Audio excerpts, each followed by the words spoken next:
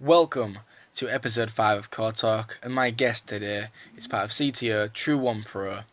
Link to their socials in the description below.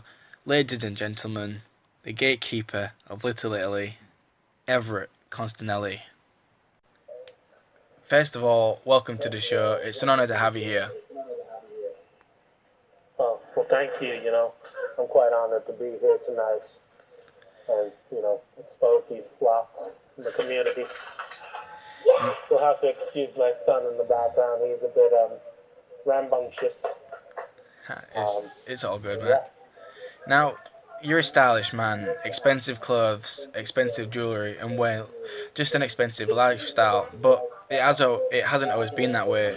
I'm unsure exactly how many people are aware of this, but you've suffered from homelessness. Like, what was this experience like for you?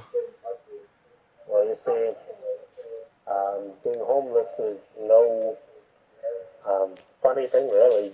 You lose everything. No family, no really anything. You have to fight and struggle for everything you have, and then eventually you start to gain everything back over time. Yeah, well, there's only one way you can really go.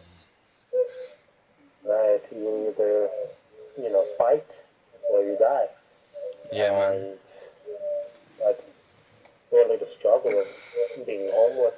Just at that time, if you have nothing, and once you gain everything, you get a new aura around you, you get a new personality. You start really building yourself up from the ground up. Especially for me, I come from a family of entrepreneurs, and then to lose everything like that, have money and then lose it is just the most painful experience possible. So, was this before you started wrestling or after? This was before I got into wrestling in general. My father was a businessman who worked in banking, specifically loans, and my mother was a real estate agent. And, well, I come from a royal lineage with the two. My father being descended from Julius Caesar, his, adopted son Octavius, and my mother having the bloodline of, Constantine the Great, famous Roman emperor that had won a victory using God. So to have those two bloodlines was really something. Yeah. And, well, eventually, when we had lost everything, I lost my parents, so technically I'm an orphan. But you lost your parents. Me and my brother Jake Constenelli, he became nothing, I became something.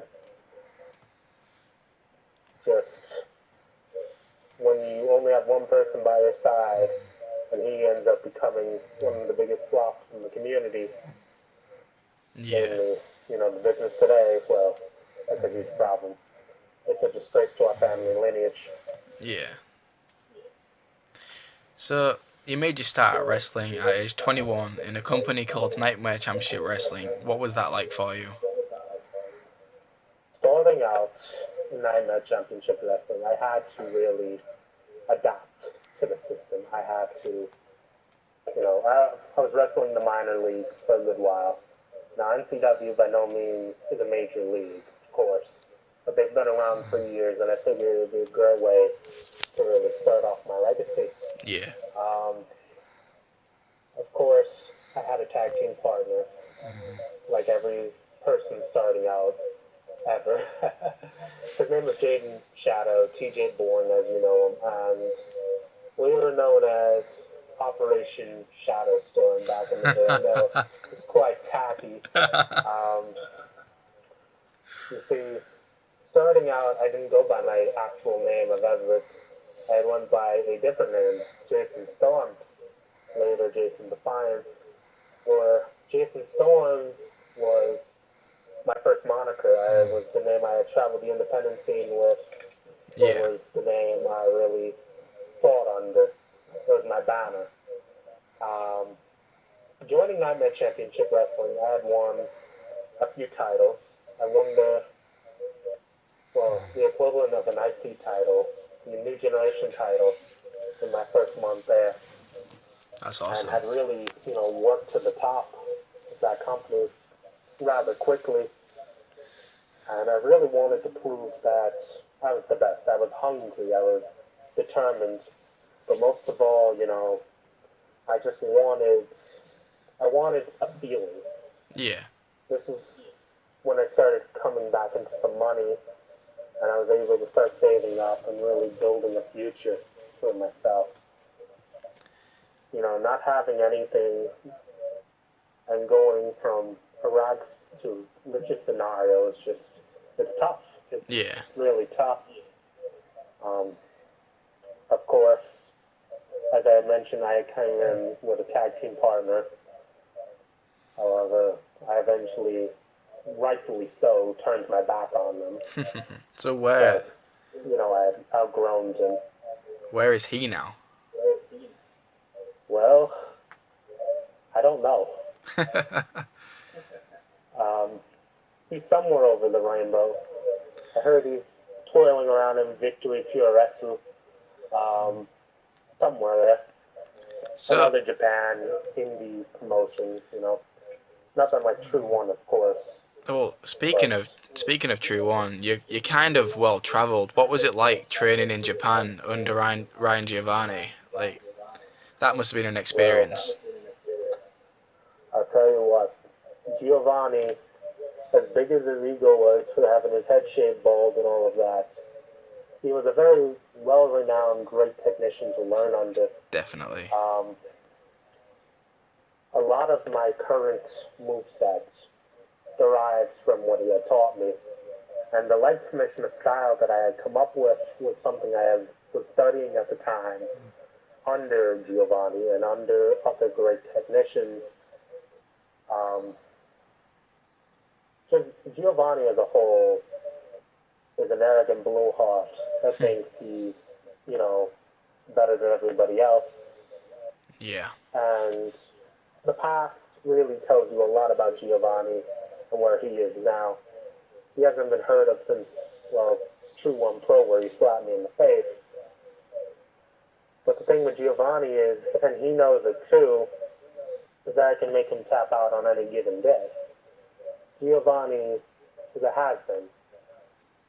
He's the past, I'm the future. And that's quite simple. I'm the best technician in the game today. So would you consider yourself the perfect technician? I consider myself the last technician for a reason. There's nobody who can do it like me. So how do you rate the other technical wrestlers? There's nobody that can execute chest maneuvers, arm maneuvers, leg maneuvers, head maneuvers. I'm a master of all crafts. Jack of all trades, as they say. So where would you place the other technical wrestlers then? Well, under me, of course. But I had to say much. If I had to say someone was on my par, it would be honestly Giovanni or Joshua Phoenix. Yeah. They're definitely on par with me to show a little bit of respect, which is something I very rarely do. But even then, I know if I trained harder and I actually, put more promise into my abilities, more training and more experience, as a 10-year-round competitor, I'm pretty sure I can tap out Joshua Phoenix, Giovanni, and I plan on tapping out my upcoming opponent, Bogan, too. So tell me about that. What's your strategy going in with your match with Hogan? It's really hyped at the moment. A lot of excited people. My thing with Hogan is I understand where he's coming from. You see, unlike most of these self-proclaimed, how do I put this without really endangering anybody's sensibilities, unlike any of these per se pussies, I'll say it bluntly, I know that I can back up what I say in the ring, and you saw that with CJ Winters. I made him look like a child's play toy. Yeah. Vogan, I understand where he's coming from. We're not so different, me and Vogan, after all. He was trained by Vernon Price. I was trained by Ryan Giovanni in the Alpha Turtle Dojo. He was born for this business. While he says I'm not, I definitely have the experience going into this match. So I'd like to believe, as the last technician, that I'm born for this business. You know, Vogan may have power, but I have speed, I have agility, and I have technicability, really. So, my thing is, with Vogan, my strategy would be to just do what I do. Keep him grounded, you know, make him, quite frankly, my bitch. Well, recently, on Twitter, we've seen another technical wrestler come at you quite a lot. That man being Alex Cross. Who? Yeah, I thought you'd say that. Alex Cross. Who? Well, you've replied to him, so you must know who he is. Well, you see, I reply to a lot of random jobbers, but I think I know who you're referring to. Chris Benoit 2.0, right? Yeah, pretty much. So, here's my message to Cross. Before he thinks he could step into the leagues with the big boys, then he can confront me like a man instead of hide behind a screen talking over Twitter. I'll tell you exactly where I'll be. Los Angeles, California, Staples Center against Vogan. After that match, after I dominate Vogan and put him in his place, he's more than welcome to challenge. Now, speaking of Twitter, it's not just Cross beefing with you. You yourself have a considerable amount of beef with other people, such as my fan club, yes. such as Chris Franchise. I'm assuming some of this is legit too. The Indigo Coward. So who do you actually have beef with at this time? Well, you see, I got beef with anybody who thinks they're better than me. The Indigo Coward, for instance, Chris Franchise. It took him a month to accept my challenge. Because Chris Franchise is afraid of the last technician. Chris Franchise is afraid of the Santo Dominus. Chris Franchise is afraid of the multi-generation superstar that is me. So and that's my opinion on him. Some people might say that you're a little overconfident. Would you agree with this? Confidence isn't a bad thing. If you're confident in your abilities and you know you can handle it in the ring, then what difference does it make? Oh, that's very true. So, what's your message to anybody that dislikes you or thinks that you're overconfident? Well, you see, they can step in the ring with the last technician and see why I'm so overconfident. That's pretty real talk right there. You know, I've challenged everybody for this Legacy Championship, and everybody wants to treat me like I'm a joke. And look how I treated the first person that thought I was a joke. I dominated him. I made him look like a schoolgirl running from recess. Bad analogy there, by the way. Really bad analogy. But you gotta have fun. You know, Yeah. for the fans, you know, for the people that actually like me. And for the people that want to see me fail, well, I'm still here. Come take it. So, you know, come put me down. we've talked a lot about As the Cash Me Outside girl says, cash me outside, how about that, you know? It's Danielle Bergoli. Oh no. So we've talked a lot about your now, but tell me about your journey into the business. My journey to the business, well, when you're homeless, you really gotta scrape down the bottom of the barrel and really come up with some stuff, you know? I got into banking at first, what my father's profession was, and well, God, I hated it. Yeah. I don't think that's second-rate torture in the workplace. Um, what else is there? Well, you see, I got into banking, and then it didn't work, as you can plainly see. So, of course, I tried to go down the different route of doing odds and ends jobs, a Yeah. couple of here and there jobs, really, uh, which would toughen me up towards the real world. And of course, I had to take care of my little brother, Jay, because he couldn't take care of himself to save his own life. So, my journey to the business actually involved him. When we were competing in the independent scene, when, we eventually figured out this is what we were kind of bred to do, when we got to the independent scene and we started competing, I was always the superior brother. I was Yeah. always the guy who had ambition. Now, ambition and power are two very, very similar, almost deadly things, and had together, they're almost perfect. So, I had ambition, and eventually I made it to cherish the opportunity. And then I took the power over when I became general manager. It's quite simple. So, what's it like You having know, the power in your hands? the ability to control what happens. I'm so used to everybody trying to control me as a person. Being under someone's influence was torture. Mm. You know what I mean?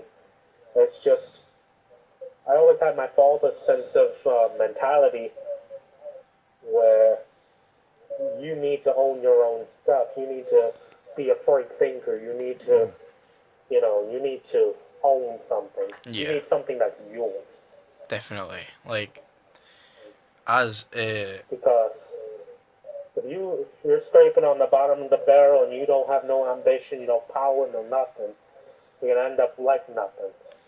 well, that's Well, when I became, CTO general manager, my brother Jay, he became the laughing stock of many different companies. And for the lack of heel heat, I'm not gonna say it. I don't want to embarrass him too much. COH. But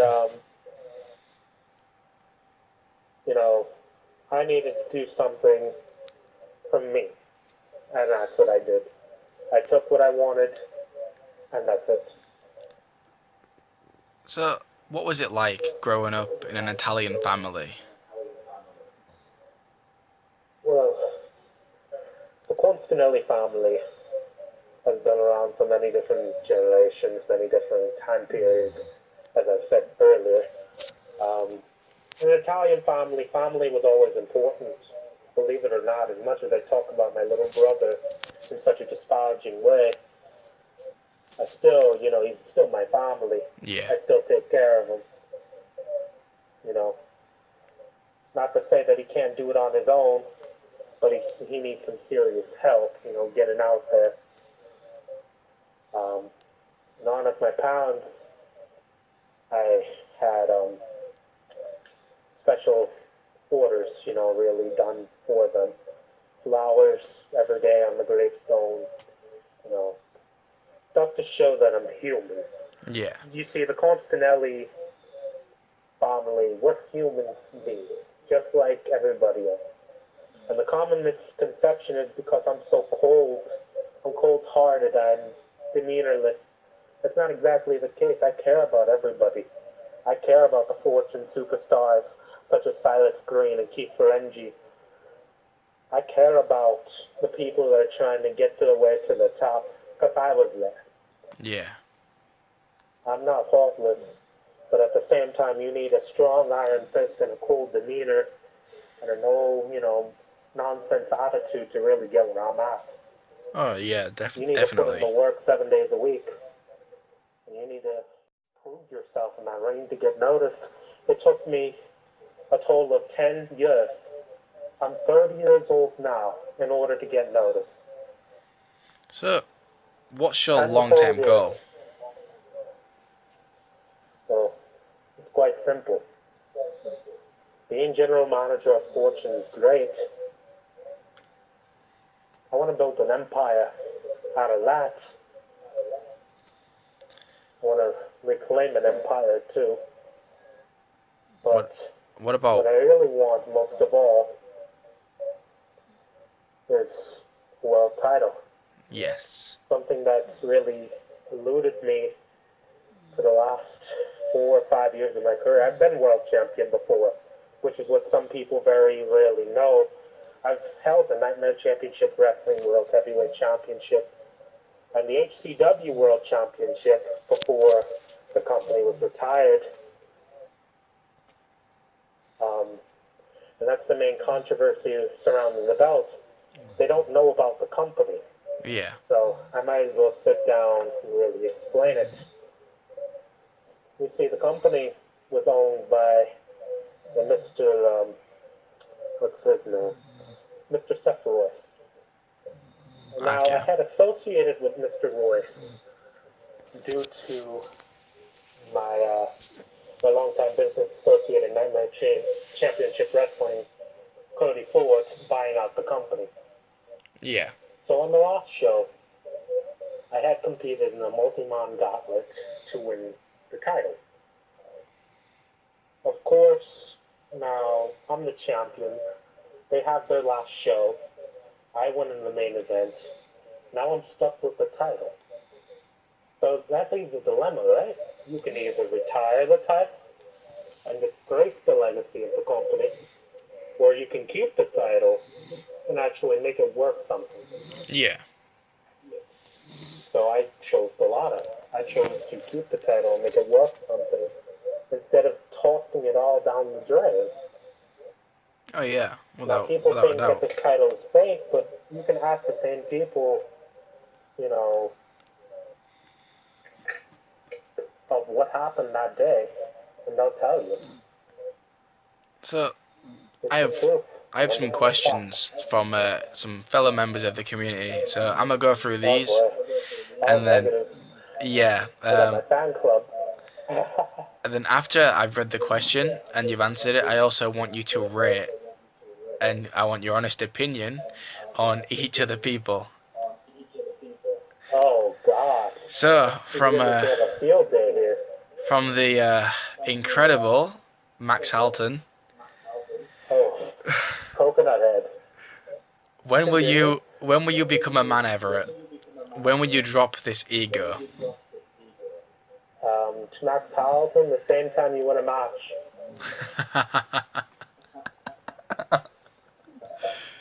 So Next up, from Jay Turner, when you gonna let Cross cave your heading? who's Cross? Here's my thing with Mr. Alex Cross, Chris Benoit 2.0. You know, gotta break the kayfabe barrier, I guess, here. You see, Mr. Cross doesn't hold a candle to Mr. Constenelli. So anytime the big boy wants to step in the ring with me, he knows where to find me. I'm not hard. You can page my business office at the Cherish HQ in Miami, Florida, if you need me. Thank you, Mr. Cross. So what about Jay Turner? What's your opinion on him? Who? You see, Jay Turner, if I had to be serious, there's another guy in the community, actually, in the business named Jay Turner, isn't there? A bigger guy. No, that's Joey. Oh, that's Joey Turner. See, I mean, I get my J's confused. I'm sorry. I mean, my apologies to both, to mainly Joey Turner. Jay Turner's relatively unknown, but that's kind of Jay his thing. Turner's a jobber, and he needs to stay in his own lane before he gets hurt. You saw how well I handled him on Twitter the other day. Try to come at me. So, anytime he wants to try it again, I'm right here. From I know this interview's gonna get a good considerable amount of reaction, of course. I'd like to hope so. Me. From Of course, people like to idolize, Mr. Constenelli. That's why you chose me here instead of Mr. Nero, Mr. Black Goku, tattooed Jesus over here. Anyways, moving on from Jamoshi Ali, Who? Yamimoshi, Jugalabusa. Oh, that guy. That guy. Yeah. What made you want to be trained by Ryan Giovanni? God, it wasn't really me wanting to be trained by Ryan Giovanni, believe it or not. It was me seeking power and skill to get better. Yeah. I used Giovanni for my own purpose, and that was final. So what's your opinion on Jamoshi? On Yamimoshi. Yeah. You see, first off, I was going to roast him on this, lovely podcast of yours. I wasn't going to hold any, words back or have any mercy, but, you know what, Yami seems like a very interesting guy. And he's got his little quirks about him. I don't want to go into what those quirks are, but whomever he dates, that's his business. And, that's where we'll leave it at that. I'm not sure what you're talking about. May you please elaborate? Well, no, I don't want to spill too much to you now. It'd be quite messy. And I'm on a very limited tea contract. From TJ Stark, what's it like wrestling a technical style when a lot of today's wrestlers are high flyers? Well, you know what? Fuck that high-flying bullshit. Being a high flyer is so overrated in today's game. Anybody can fly. Hell, I could fly if I chose to. You want me to do a somersault plancha for you? Yeah, I would like to see that. Yeah, well, you know what? You're not getting that. You're getting your arm broke, quite frankly, I'd rather break your limb than do some flippy stuff. Ain't no flippy style in the Constenelli household, thank you. So what's your opinion on TJ Stark? I don't know him to give an opinion, really. He seems nice compared to all my fan clubs here today. Well, probably watching this video and getting a raging temper at the screen because they wish they could be here. They're probably just fapping along to your voice. Fapping along to my voice, oh my lord. It's that attractive to me, my guest, you know what I mean? But, I'm already a taken man, ladies and gentlemen. So, anyways, speaking of, on the technical subject, a final question from Jay Logan. How do you manage to make technical wrestling boring? The same way you make being a powerhouse so boring. Calling yourself King Kong. I mean, come on, fam. Come on. The biggest king to your Kong is the fact that you look like King Kong Bundy. But we're not going to get too much into that. I'm going to be a little bit more professional, even though he's the biggest jobber in this business today. So, except for a couple of people, of course. Like Max Halton. Oh, Coconut Head, yeah. So, we've had some questions from fellow wrestlers. Who do you hang around with backstage and on the road? Backstage and on the road. Well, I'm always traveling, and due to the CTO expenses, really, it's normally just me, a few other people, maybe Giovanni and I have traveled together in the past, of course, when we were training. I have traveled with a certain man I cannot mention on this cast. I've traveled with Silas Green. Really, phenomenal kid to get to know, really work with. I've actually traveled before with Vogan. interestingly enough. Was it And wonderful? it was quite wonderful, yeah. It was a joyride to Wonderland, as they say.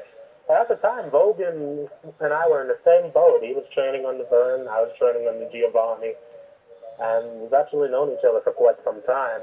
Now it's come to this where I got to break his arm, but what can you really do?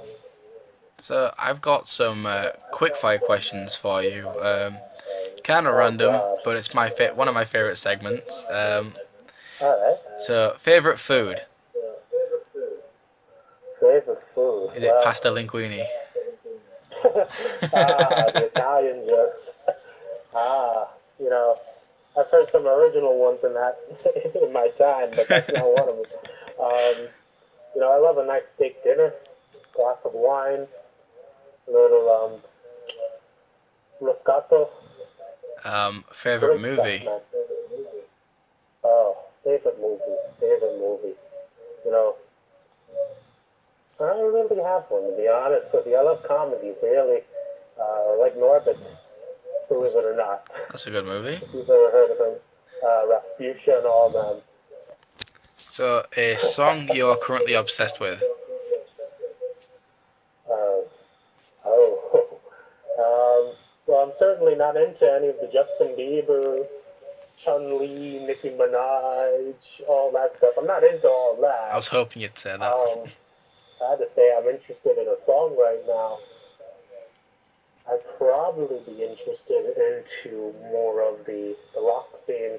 Yeah. Maybe a little bit of rock. I'm not really, into all that fancy jazz, as they say. So if you could be any celebrity for a day, who would it be and why? I'd be myself. Oh God. The last person we interviewed, who was turned out to be a bit of a dickhead, Dante McGregor said that too. Oh God, here we go. The Shamrock Shake of the business itself. Mr. Blacklist. Boy. Okay. So, Mr. Blacklist from everywhere, Mr. Okay, where do you want me to begin on Mr. Dante McGregor? Anything? Wherever you want. Let's see, Dante's ego is bigger than his whole career. See, Dante had all the potential in the world to be a big star. Dante, starting out, before the money and the fame got to him, well, he was actually not a bad guy. Yeah. And of course, Mr. McGregor, Conor McGregor 2.0 as we call him. Well, Chris Andrews, his other twin, became steroid obsessed and thought he deserved more when he was just a 2-cent portion of the card. Wow. So, of course, he went to management, complained about him being a 2-cent portion of the card. And what did management do? Told him he's not good enough. So, moving on. Dante McGregor, he burns his bridges with everyone. Yeah. And then expects to be let back in. Here's my message to Dante. If your ego is a little bit smaller, maybe you'd actually get somewhere in the business. I mean, I've got to agree with that. That's just Dante for you in a nutshell. I actually don't mind the guy, but his ego, even though I have an ego, his ego it's like King Kong. Pun intended. So, your favorite singer? Favorite singer? Oh man. I'd say me when I sing in the shower, but I don't sing in the shower. I don't have a favorite singer, as I said before. No favorite artist, no favorite singer. A singer you can't stand? Well, you see, when I was younger, actually, I used to sing, but, puberty hit me like a tank. And, well, here I am today. Okay, your dream job as a child? Dream job as a child? Ooh. Well, you see, I wanted to be like my father. So that's why I went into banking. Then I realized this shit was hell on earth. And So finally, that's where we left that. who would you least want to have a bar fight with? Who I would least like to have a bar fight with? Yeah. Oh, jeez. Oh, jeez. That's a Zodiac. You can see the scar on my That's a good left choice. eye. You can see the scar on my left eye from my fought when I fought with him at Destruction vs. Mortality. If you haven't seen that match, I think you should check it out. He smashed my head into an exposed turnbuckle and then chokeslammed me through a table. Oh, wow. Oh yeah, don't forget the alley-oop powerbomb onto the exposed turnbuckle too. Oh, God. Yeah, I'm surprised I'm still alive. So, which shows do you enjoy watching? And who do you think is going to have their time to shine this year? Believe it or not, Mr. Constenelli is a fan of daytime television. Dr. Phil, seriously. Maury. I love my Who's the Baby Daddy segment, of course. And then I realized I only have one kid. Who else is there? Steve Wilkos. I love that bald-headed man. You know, I used to like Judge Judy. I really did. But, you know, that's really about it, you know. So, which wrestler, other than yourself, do you think is going to have their time to shine this year? Wow, you know, wow. I'd have to say, as much as we're enemies at the moment, Mr. Bogan. Yeah. Bogan, I think Silas Green's another guy to take a good look out for. Elijah Fox, definitely a guy you need to keep your eye on. Same with Elijah Stewart. Demoshi Ali, he seems like he got a lot of potential, but he don't know how to get it out. Yeah. Of course, I'm not going to say him.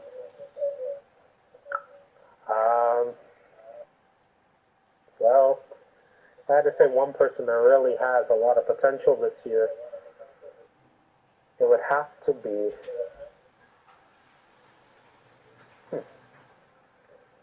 I want to say my brother.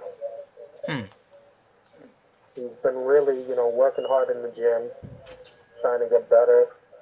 He's still trash, of course, but he's still trying to get better.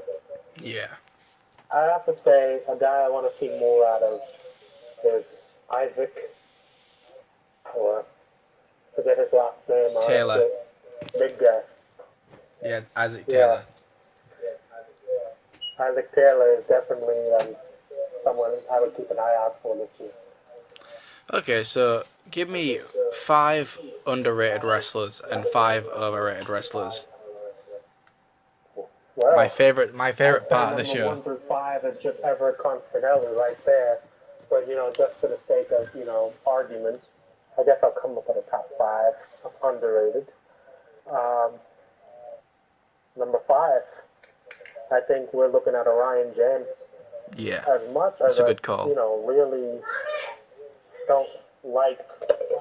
So, as for, you know, underrated wrestlers, I'd have to say Orion James. Orion James, number 5, because, you know, he's really not that underrated. Number 4? You know, he's there. Number 4 is Ryan Ricci. He's there. Number 4 is Ryan Ricci. I'd say him and I have a lot in common personality-wise, his confidence, his abilities.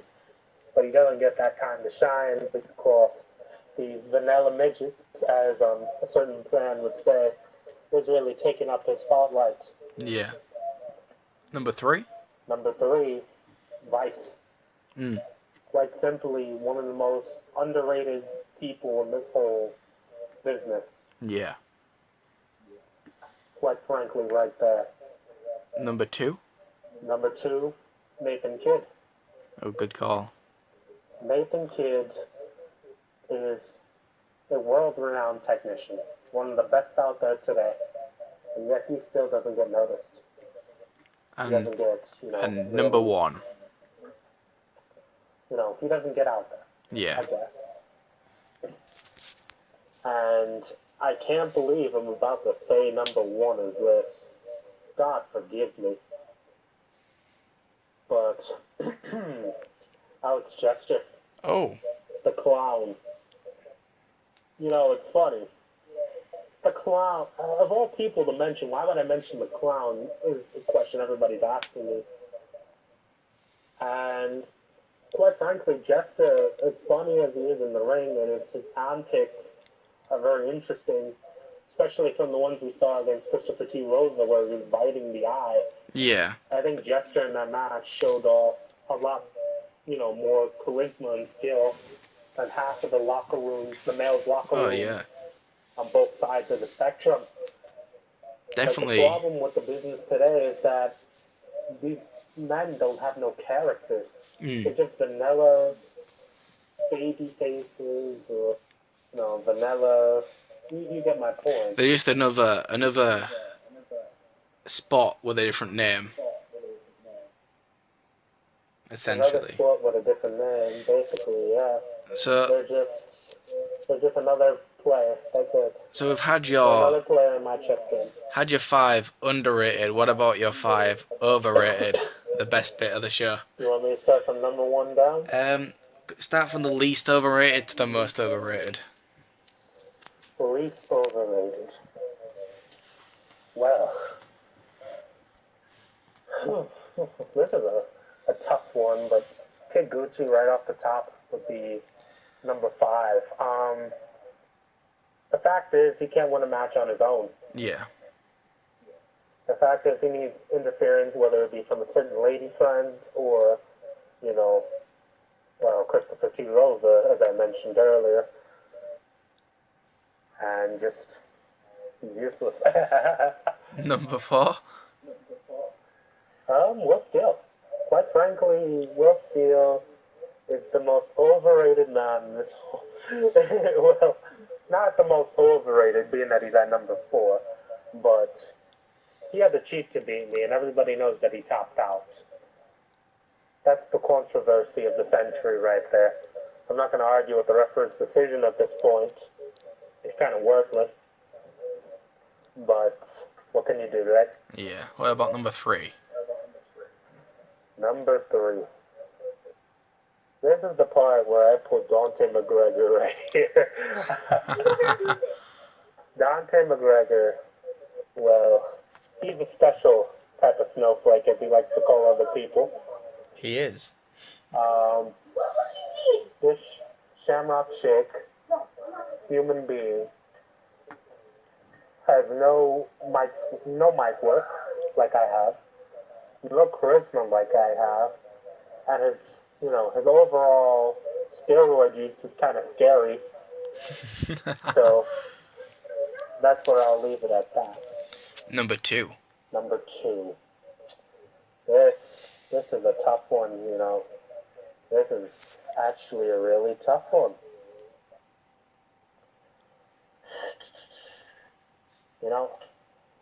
This is a really tough one. I'd have to say Chris Franchise. Oh. What you let her do? Chris Franchise is such an overrated, garbage wrestler that... Can he... Actually, no. I'll be nice about that. As much as Franchise is overrated, I think my actual number 2 would have to be Okami. Oh. Because Okami is just another one of these vanilla guys that have no charisma, no personality, no talent, but gets there simply because of a look, just like most of these people in the community. But we're not going to get into that, because I have a conscience. I don't want to take up, days of your time here. And number 1, this guy, Malachi. Oh. Right off the bat, number 1, overrated to all hell. He still hasn't accepted my rematch. That is preposterous right there. I've been waiting one whole year. I've called this man out on multiple different platforms. WrestleMania of last year, I called him out. He said he didn't want to fight the same person twice. He ended up fighting Ricky Duncan 4 times that one year. Do you think he's afraid of you? You know, Zodiac, where are we at? Zodiac, he fought him like millions of times at this point, but he won't give me Malachi versus Constenelli 2 because he knows I'm going to drag him through the mud like I'm doing now. It sounds like he might be scared of The you. indomitable fighter, you call yourself a fighter, but you're really a coward. Oh. And that's the sad part. A fighter's supposed to take on all challenges, but yet, when you were a champion, you devalued the title, and when you were a fighter, you run away from the battle. So, as for overrated guys, Malachi would be at the top, number one. So, before we wrap this up, if you could change anything in the wrestling business, what would it be, and why? You know what I would change in the wrestling business? Most people. I would create fairer opportunities for everybody. Yeah. These leagues, these companies, as I should say, they really don't give anybody the chance to shine. Mm. These newer guys that are coming in, like Eli Fox and Silas Green, again, and hell, even Bogan, to give him some respect, what would I change? If I had to change anything, really, it'd be these companies. These companies don't care about the younger, more hungrier guys, but stick with their more experienced clique. Yeah. For example, you have a lot of talent in Silas Green, Jamoshi Ali sometimes when he's, not going off on his escapades, his dating escapades. You know what I mean? It's just, you have so much potential Yeah. with a lot of these guys that it's kind of funny. It's just, these guys could probably out-wrestle a lot of the current rosters on each company. Oh, and without there's a not a doubt. lot of companies out there right now. Of course. I mean, of course, you got CTO, which I work for. You got Forever a Movement, which good luck getting there. Let's not go there. You got, not to say anything bad about FAM, of course, but it's just you have to show a lot of pride Yeah. to get there. You got companies on the Xbox side such as Drive, which is only one company, and TKS, of course. But other than that, really, FightClub, there's really no way for new superstars to get opportunities because these leagues are already popped. If some numbskull thinks that he can start up a company with money and then ends up burning his own bridge. Oh, without a doubt. Look at Exile, for instance. Oh, wow, yeah. That shit burnt to the ground faster than I can say John Cena Hapaloo or some shit, you know? It's like, I think... True One Pro, for instance, is a great example of giving new guys an opportunity. Oh, yeah, without a doubt. Like, say what you want about the owner of True One, but he knows what he's doing. Yeah, That's he does. why I traveled overseas to really join up with them. To join up with Giovanni. And as much as, I used Gio for my own purpose to get better, I think Gio used me to keep his legacy living on.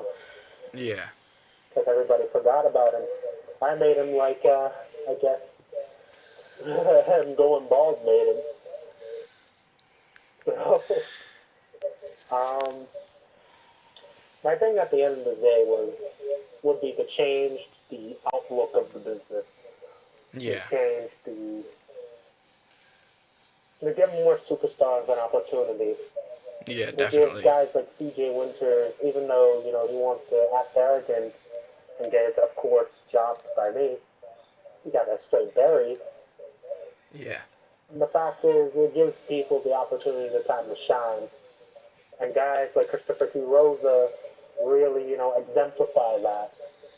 Christopher T. Rosa has always been there to help me and a lot of other people out, and he should really be thanked more, in my opinion.